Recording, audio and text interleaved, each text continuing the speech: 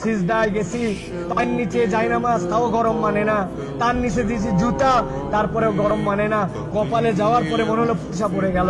উঠার পরে সবাই তো তাড়াহুড়া করতেছে, আর উনি বলতেছে, আরে আমার পায়ের নিচে জায়নামাজ, আমার পায়ের নিচে জুতা, তারপরে আমার পায়ে গরম লাগে, আর আমার নবীর সাহাবীদেরকে কালেমা গ্রহণ করার জন্য এই পাথরের মধ্যে চিট করে শুয়ে রেখে বুকের উপরে পাথর জমাই দিয়েছি। আমার নবীর সাহাবীদেরকে পাগলা উটের পিঠে বেঁধে এই মক্কার অলিগলিতে টেনে ইচ্ছুরে বেড়াইছে। এই জায়গাতে তাদের বুকের উপরে পাথর চাপায় আগুনের মধ্যে দিয়ে দিছে। তাদের রক্তের বিনিময়ে ইসলাম পাইছি।